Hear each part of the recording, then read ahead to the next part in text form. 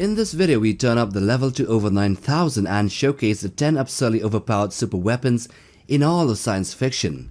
If you're thinking Death Stars, Starkiller bases, Planet Eaters, or even virus bombs, well, I hate to disappoint you, but they won't be here because these weapons are weak, and there are vastly more powerful, more destructive weapons here in this video, which are, so to say, beyond star system level and goes on to the galactic and even universal scale.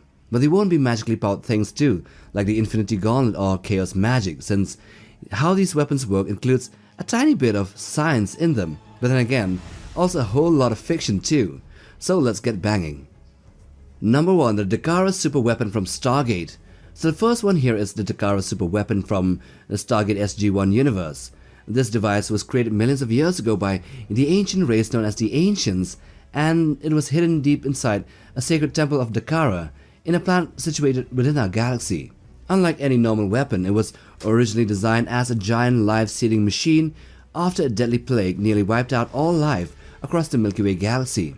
The device works by sending out an enormous energy wave that breaks matter down into its most basic components at the molecular level, and it can then reorganize that matter into new patterns.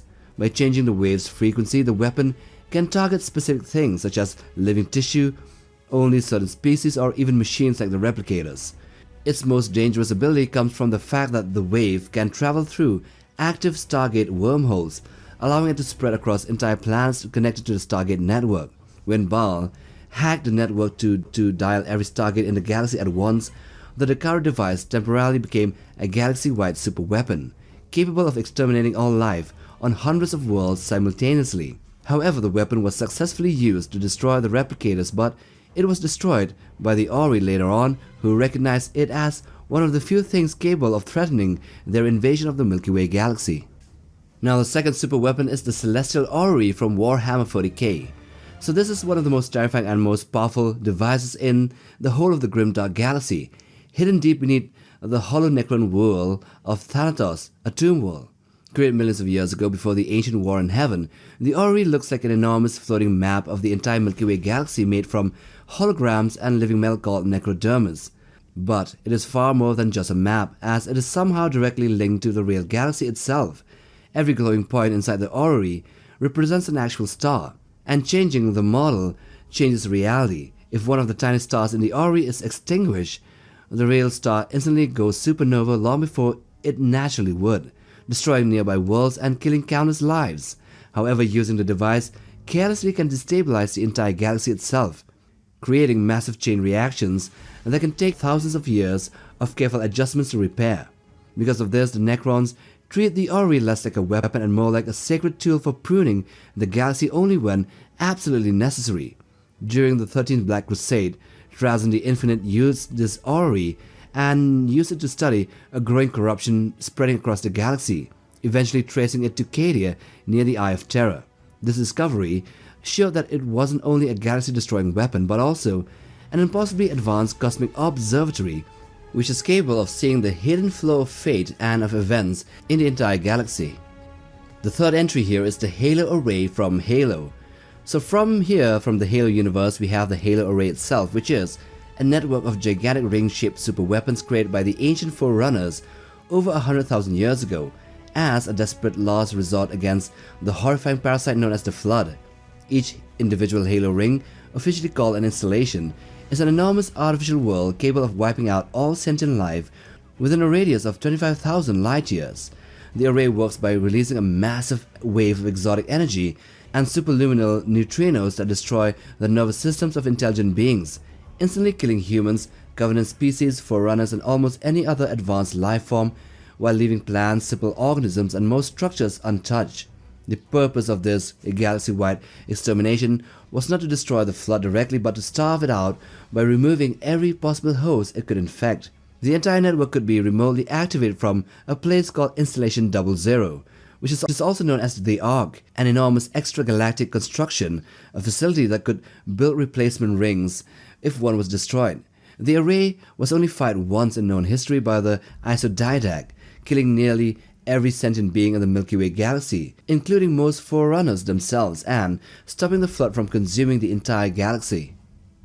Number 4. The Dual Vector Fall from the Three-Body Problem.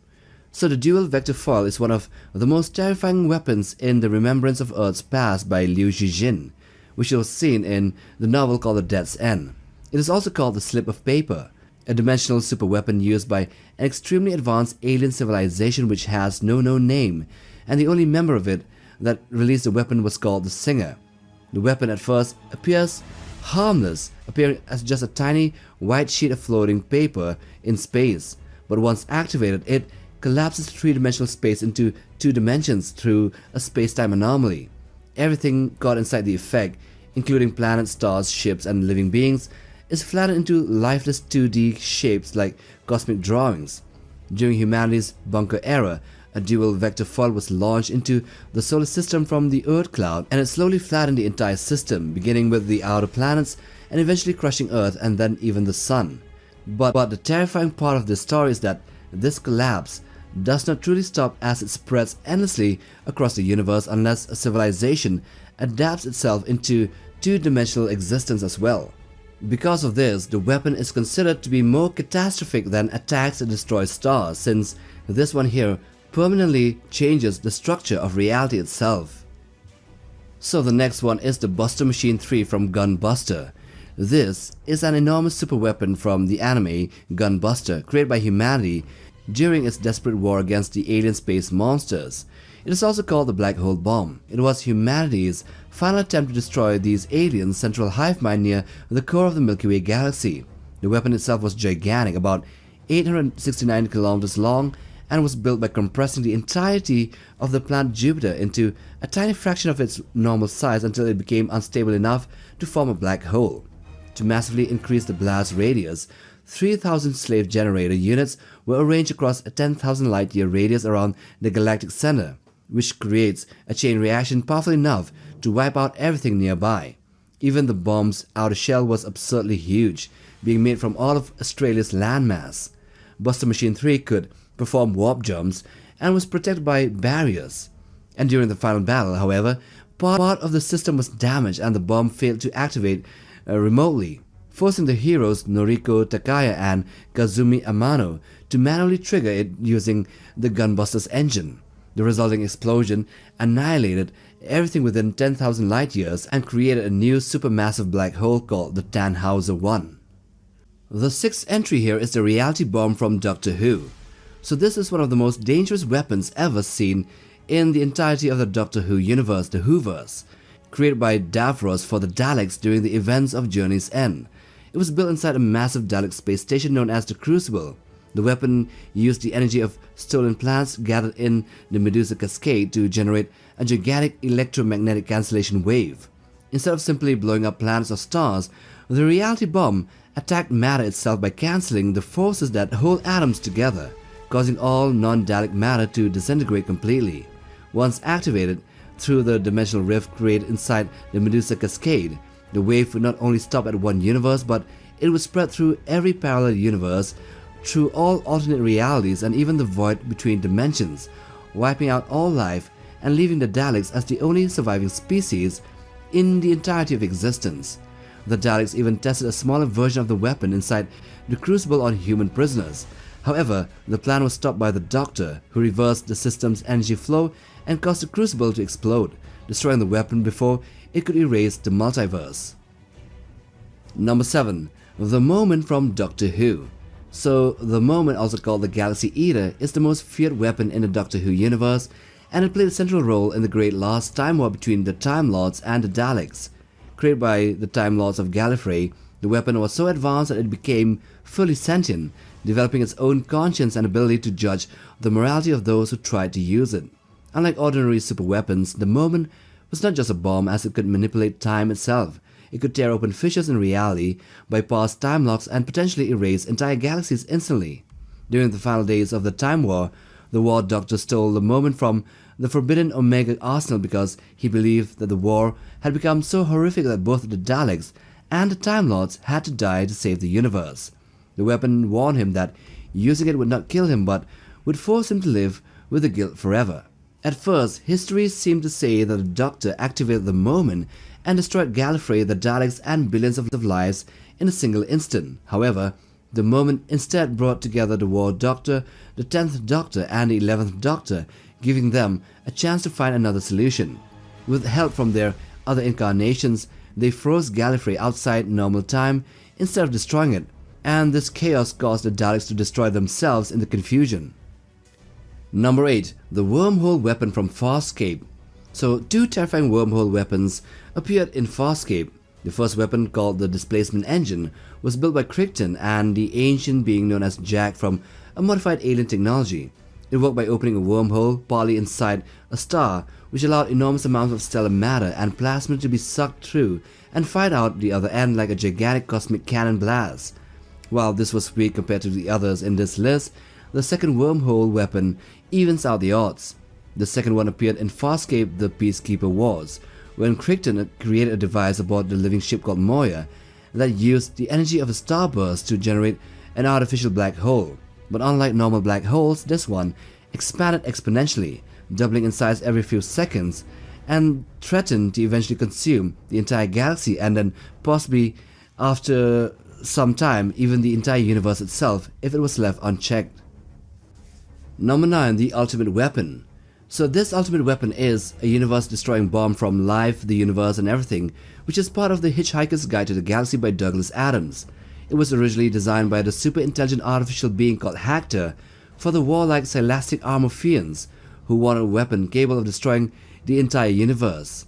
The bomb itself looked surprisingly harmless, about the size, shape and weight of a cricket ball, but its function was unimaginably catastrophic. Once activated, it would connect the cores of every major star in existence to one another simultaneously through hyperspace, causing all suns in the universe to explode together in one gigantic chain reaction. The result would have been a universe-wide hyperspatial supernova that would erase all matter and life everywhere all at once. Horrified by the idea, Hactor secretly sabotaged the original weapon so it would fail, which led the Armorphians to destroy him, though he survived and was scattered through space as microscopic dust, and survived to create another weapon later on. And the last weapon here is Project Rho from Skylark DeQuins. So Project Rho is an incredibly powerful super weapon featured in Skylark DeQuins, part of the classic pulp fiction Skylark series written by E. Smith, who is often called as Doc Smith.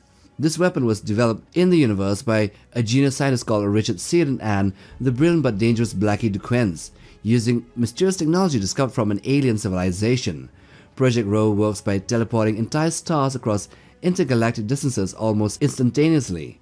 In the story, the weapon removes most of the stars from one galaxy, leaving behind billions of frozen dark planets drifting aimlessly through space without sunlight or gravity to guide them. Those stolen stars are then transported into the enemy galaxy, where they are placed in positions that destabilize nearby stars and trigger gigantic chain reactions. The result is suns explode across the galaxy, shockwaves spread through planetary systems, and entire worlds are vaporized in moments. The weapon would destroy trillions of lives and effectively wipe out 2 galaxies at once. And with that, we end this video on the 10 absurdly overpowered super weapons in all of science fiction. Now do hit the like button for support, and also click that bell button for regular updates on new video uploads.